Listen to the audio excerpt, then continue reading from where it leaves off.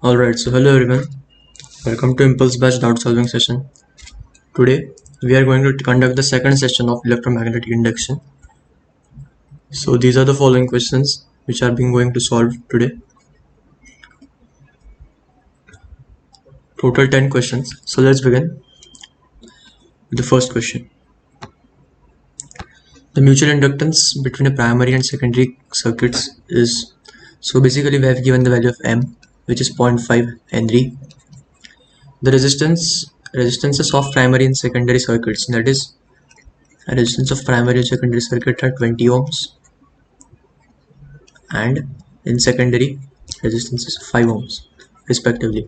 To generate a current of 0.4 amperes in the secondary coil, that is I2, to be 0.4, the current in primary must be changed at the rate of, that means di1 by dt is asked, right?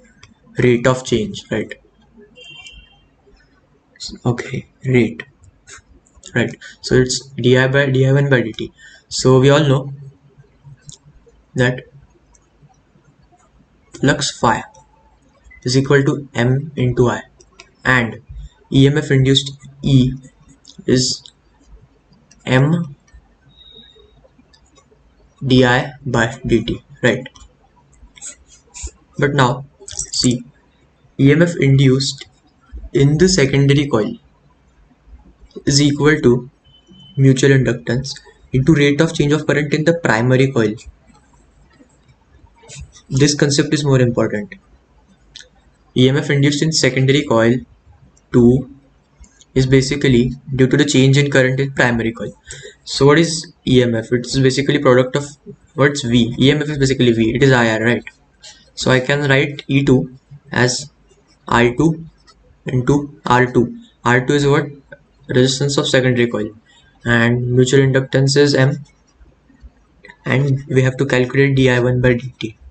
Alright, so now let's substitute the values. I2 is given as 0.4, and resistance in secondary coil it's 5 ohms, so I'll write 5, and M is also given as 0.5, and we have to calculate this value di by di1 by dt.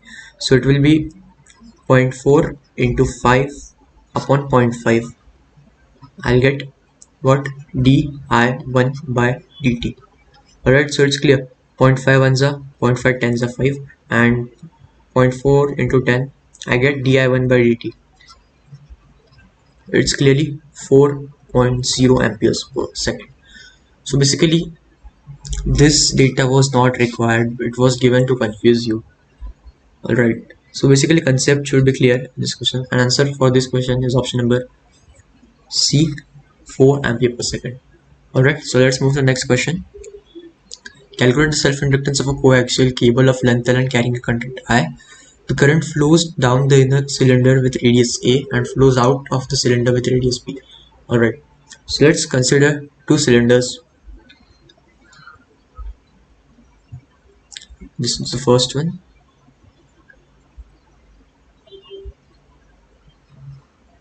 And this is the second one. Alright, so basically we have a coaxial cable, right? Means what? And we have to find out the self-inductance. Alright, so consider this coaxial cable. So what we have given, this small radius is R of the small cylinder, right? And this cylinder, it has radius B. It is B. Alright, and let's consider, and it is given, alright, so coaxial cable length, we consider this length, right, which is present in both of these cylinders basically. So with L it is given. So in basically in these questions what we have to do is we have to consider a very small element. It's a basically method which is used often, and it's very appropriate also because we use integration here. It is not possible to directly calculate the self-inductance. So what we do is consider a small element with length, say we don't know but we just know that it is very infinitely small, so we call it as dx, means infinitesimally small length dx. Alright, so now we have to calculate the inductance, right? So for that we need flux. So what is the formula of flux? D phi. Indeed, it's b d a. Alright, and what's b? You all might be knowing, for a cable it's nu naught I upon 2 pi. What should we say here, L or X? Nu naught I upon 2 pi x. Alright, what's x? Length. Alright, yeah, nu naught I upon 2 pi x. It's basically the radius. Alright, anyways, nu naught I upon 2 pi x into dA. What's dA now? It's basically, see, this length into this dx. It will give us the area, right? dA. So I can write dA as L dx. So I write this dA as L dx. Alright, so now all what I have to do is, this is infinitesimally small flux d phi, so I'll have to integrate it d phi, so it will become total flux which is associated. See, in the center of this is hollow, so no flux will pass through it, and also outside there will be no flux. Flux will be only associated in this region. Alright, which is from A here to B, means in this distance. So what I have to do is, see, it will be nu naught I upon 2 pi, it will be by x, and we have to just integrate all these are the constants, so what's remaining? Dx by x. See, this x, this dx. What are the limits? See, from here to here the flux will be associated, right? So from A to B, from x is equal to A to B, the radius, right? So it's A to B, and now we all know that nu naught I upon 2 pi L is constant, and integral of 1 upon x dx, it's ln x, and ln x we put the limits due to it, so it becomes nu naught upon 2 pi L ln b minus ln a. Now property of logarithms, subtraction is converted into division, so it's nu naught upon 2 pi L ln of b by a. Alright, what is this? It's a flux, and we'll know flux is basically what? Wait a minute, it's nu naught I upon 2 pi x. Alright, I'm sorry, it's I also. Alright, so this is the flux, nu naught I upon 2 pi L into ln b by a. Yeah, and we know flux is basically L into I. Alright, so I will get cancelled, and what is remaining is the self inductance L, which is nu naught upon 2 pi L into ln of b by a. So that's the answer for this question. It's basically just the derivation, I guess, doubt of a student. Now maybe it's clear. It's a derivation. You might also directly learn this as in CT you won't be asked the derivations, right? So you have to learn. Or sometimes this ln of b to the base a is written as log of b base a to the power base e, basically ln of b by a to the base e means ln of b by a. Alright, so this formula is important, and this is the derivation basically. So let's move to the next question. Alright, this question I think is a bit tricky and important, so listen carefully. The length of solenoid is L, whose windings are made of density D and resistivity rho. The winding resistance, that means those windings, they have the resistance R, right? What we have asked is inductance of solenoid. Alright, inductance of solenoid, let me call it as L. We have to find the value of L. Alright, so let's begin. These windings have a resistance R, and let's consider that each winding has, suppose, not each winding, actually the wire. See, Length of solenoid whose windings are made up of material density D and resistivity E. Resistivity rho, the winding resistances. Alright, so the winds like this, they might be made up of a straight maybe wire. Let's assume that that wire has length x. Alright, now they are converted into small windings which have, let's consider they have the area. Alright, so let's consider this wire having area A. Let's forget about the windings. Basically it is converted into this, right? So let's consider the wire which has length x and area A. So what will be resistance? R is equal to, we all know, it's rho L by A, right? But length here is x and area is A. We all know that. Now talking about density, alright, of that material, it's given D. We know that density, its mass, let the wire has mass here. So it's mass upon volume. And volume can be written as area into length, right? Area A into length x. So basically what is M? It is dAx. Why I am doing so? Because see, I have seen 4 options carefully. I am seeing that RM, RM, RM and RM, right? Here and here. So basically I need to calculate R and M. You might be thinking why I did so. So I just told why I did so. R and M are necessary in the options, right? So I just multiply them. What we'll get? See, RM is equal to rho x by A. See, LHS of these and RHS of these are multiplied into dx. Alright, so basically A get cancelled and we have RM by this rho D. We get this as x square. So what's x? The length of the y. It becomes under root RM by rho D. Alright, yeah, because we introduced x, we need to calculate x in terms of the given terms in the question. So we calculated the value of x. Alright, so let's move on ahead. What we have now, L. See, you all know L. Basically we know that phi is equal to Li. N phi is equal to Li. And also, but also see, phi is what? B into A. Yeah, and what's B? What's B? Mu naught I upon 2 pi. Mu naught I upon 2 pi L. Isn't it? B. Alright, so now see, this wire is converted into loops. So suppose there are n number of loops, right? So what can we write? 2 pi r into n. These number of loops 2 pi r into n is what?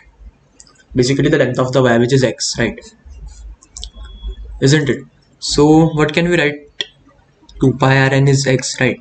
So n, we have introduced n, so we have to again substitute, replace basically n by terms which we have known.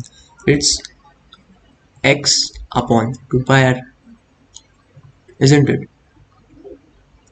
We get the value of n, x upon 2 pi r, right? For solenoid, we know the formula of L, it's mu naught n square A by L, right? For solenoid. Alright, so now I think we just need to substitute values. See, the area. What's the area? Loops, pi r square. So it's like mu naught n square. See, here n can be written as what? X upon 2 pi r whole square. We have n square, right? Area is what? Pi r square. And in denominator we have L, isn't it? Alright, so now it's mu naught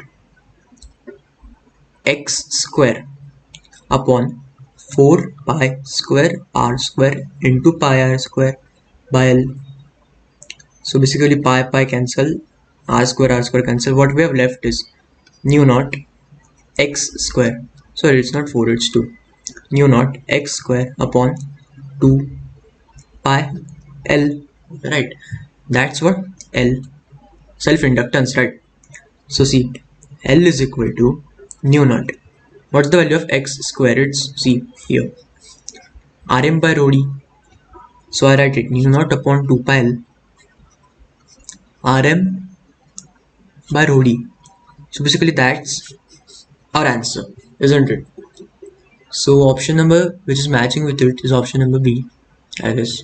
No, not option number B, it's option number mu naught upon 2 pi L Rm by rho d. It's option number A, I guess. Yes. So answer for this question is option number A, mu naught upon 2 pi L Rm by rho d. Alright. So let's move to the next question.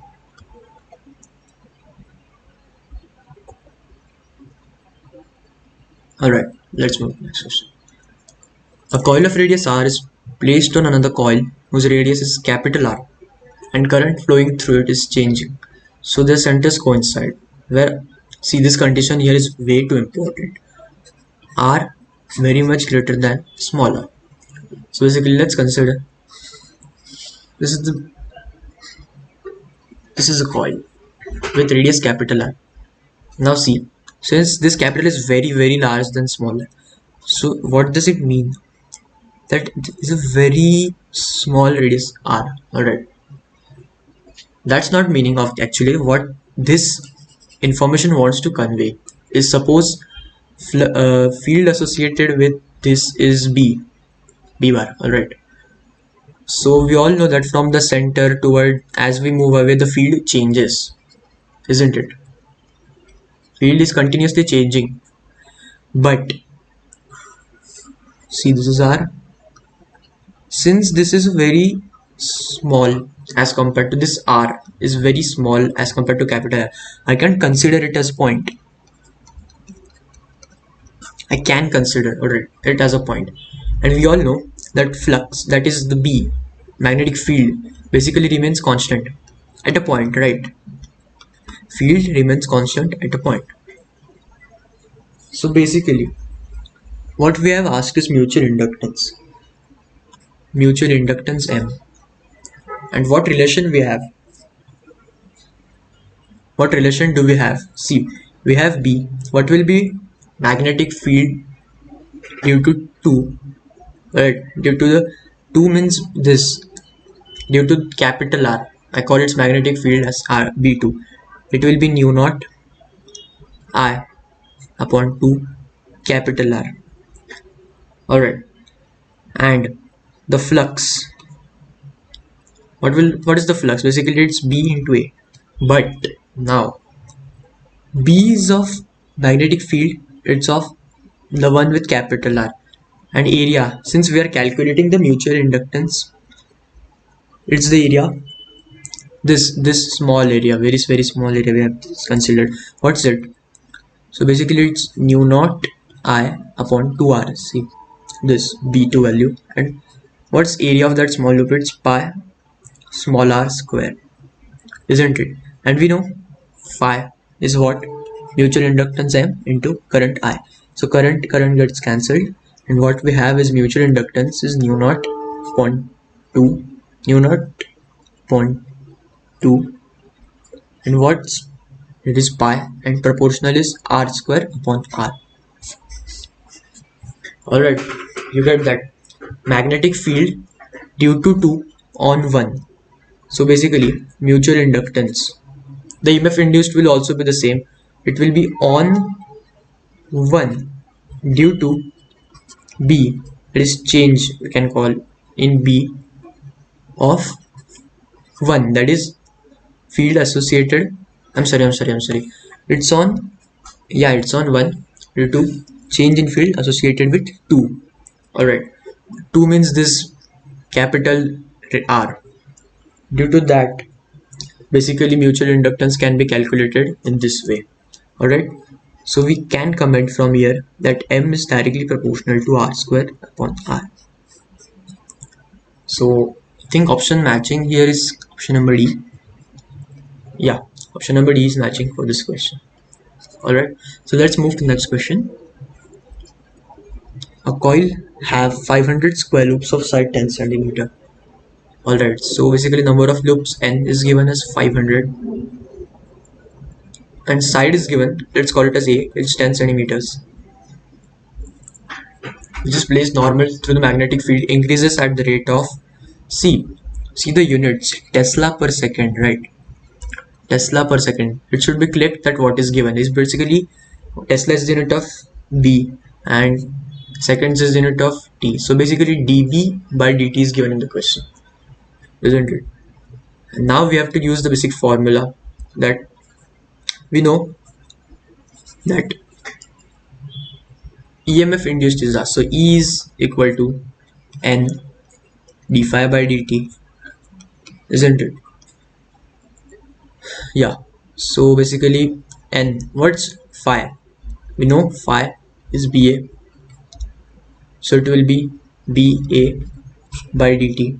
But clearly we know area is constant since side is constant, so we can keep it, we can move it out. It's NA into dB by dt, isn't it? EMF induced, and dB by dt is given, see N is given as 500. What will be the area of squares? Side square, but we have to convert into meter square, so we'll multiply by 10 raised to minus 4. And what's given? dB by dt is given 1 Tesla per second. So see 1, 2, 3 and 4, we'll get answer with this first. So what's remaining? It's 5 volts. So EMF induced will be clearly 5 volts, which is option number C is the correct answer. Alright, let's move to the next question. Magnetic flux through a coil is at T is equal to 0. Alright, at T is equal to 0, what's the flux associated? It's 4 into 10 raised to minus 4 Weber per meter square. It reduces to 1/10 of its original value in time t seconds. So okay, at time is equal to t seconds, its flux becomes 10% of initial. So let's call it phi dash. So what's 10%? Is basically 1/10 of the initial flux, that is 4 into 10 raised to minus 4. So it will be equal to 4 into 10 raised to minus 5 Weber per meter square, isn't it? And what we have asked is the time. We have given the induced EMF. See, induced EMF is 0.72 millivolts. Alright, so we know EMF induced is minus N d phi by dt, isn't it?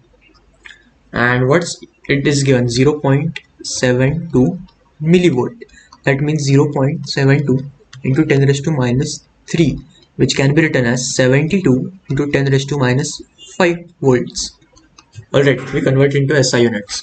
So 72 into 10 raised to minus 5 volts is minus N here is 1 and d phi by dt, isn't it? d phi by dt means final minus initial, right? Change in flux,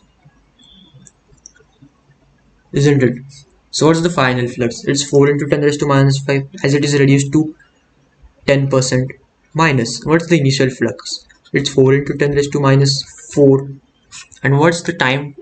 Delta t. See clearly delta t or dt here is final time, that is t minus initial time 0, that is t only. So here it is t, which we have to calculate, isn't it? So I'll now substitute. See 72 into 10 raised to minus 5 is minus of 4 into 10 raised to minus 5 into 10 raised to minus 4 into 4 upon t. So what's t? See minus sign, I take it inside, so it will be subtracted, sorry, yeah. So it will be like 4 into 10 raised to minus 4 and minus minus will become no, yeah, this will be 4 into minus plus 4 into 10 raised to minus 4 and minus, basically sign gets reversed upon what's in the denominator, 72 into 10 raised to minus 5. So what I do is I take common 4 into 10 raised to minus 4. So what's remaining? It's 1 minus 10 raised to minus 1. And in the denominator we have 72 into 10 raised to minus 5. So see 10 raised to minus 4 cancel, 10 raised to minus 4, it's only 10 raised to minus 1 remaining. And 4 ones are 4 18s are. So what we have t, see, it's 1 minus 0.1, that is 1 by 10, upon 18 into 0.1, that is 1.8. So it's 0.9 upon 1.8. So basically it's 1 is to 2, that is 0.5 seconds is the time required, which is I think option number B. Yeah, option number B is the right answer for this question. Only the basic formula we need to use is E is minus n d phi by dt. Alright, rest is the calculation. So let's move to the next question. Alright, again similar type of question. See, the one we have discussed it previously, that R1 is very much greater than R2. Again, so similarly we have very much greater point here, this small radius R2, this we have greater radius R1. So what will be the, what's the mutual induction, right? So basically M into I we get the flux, which is B2A1, that is nu naught, it's a circular coil, so it will be nu naught I upon 2 R1. Sorry, it will be B1 A2. This time it's the reverse, right? B1 A2. A2 means this area, very small area, A2. What will be it? Pi R2 square, right? Pi R2 square. So current gets cancelled. So what we have, the value of mutual inductance, it's nu naught pi R2 square whole upon 2 R1, isn't it? So which option? Nu naught. In denominator we have R1. So option number B and C are straight away eliminated. And in A, we, alright, we don't have 2 here. So denominator option D is correct because of this 2 in the denominator. So option D is the right answer for this question. Let's move to the next question. So what's asked? Two coaxial cables R1 and R2. Alright, again it's the same sort of question. So let me tell you some other approach to this question, maybe it will help. We know that maybe dimensionally we can eliminate options. See, option number A, what are the dimensions? It's 1 upon meter square, isn't it? Option B, it's meter square upon meters, that is meter. Option C, we have again meters into meter, that's meter square, and in denominator again meter square upon meter, that is meter. So basically option B and D have same dimensions, A and C have different dimensions. And we all know that mutual inductance M, what's the formula? Nu naught n square into A by L, isn't it? So see clearly, area has meter square in it, length has meter in it, so basically meter square by meter. Dimensionally meter should be the correct choice, so option B and D might be correct, so we can straight away eliminate these two options. And now what we are left with is option B and option D. And now the core concept again, as I told, that R2, since R2 is greater, the field will be calculated as accordance with R2, so it will be nu naught upon nu naught I upon 2 pi, and in the denominator what will we have? That's the main crux, it's R2 since it's greater than R1, right? So basically answer will be what? Small radius square upon big radius, R1 square by R2, that is option number D is again the correct answer. Maybe for those who don't know this concept, they can go with this approach and they have 50% chances that their answer will get correct. Only two options are remaining, isn't it? Alright, so let's move to the next question. Alright, so what's given? A coil of wire of certain radius has 600 turns and self-inductance 108 millihenry. The self-inductance of second similar coil is okay. Alright. So basically we have given L1 for primary, for first coil, let's assume it's 108 millihenry. And number of turns associated with, we call it as N1, it's 600. And we have given the value of N2, it's 500. And we have been asked the value of L2. Clearly, we know that L is basically nu0 nu r, nu naught nu r, n square. See, n square A by L. Since these quantities are constant, as the coil is same, isn't it? See here, the word similar has importance. If the word similar wasn't there, we couldn't have comment that L is directly proportional to n square. Since it is similar, other quantities are constant, and so we can comment L is directly proportional to n square. So what can I write now? I can write that L1 by L2 is basically n1 by n2 whole square, isn't it? So what's L1? It's 108 upon, let's L2, let it be L2 only, is equal to, what's n1? 600, what's n2? It's 500 square. Two zeros straight away cancel, and we have L2, we have it as 5 by 6 whole square into 108, so it's 25 by 36 into 108, but we know 36 into 3 it's 108 and 25 into 3 it's 75 millihenry will be the answer for this question, L2, which is I think option number, yeah, C. C is the matching option, so C is the correct choice. So let's move to the next question. Alright, yeah, so basically the student who might have solved this question might be thinking what's wrong in his solving. There's nothing wrong, actually this question is a bit wrong. Here 1 ampere shouldn't be there, actually the current should have given 2 ampere current. So actually options are according to this 2 amperes.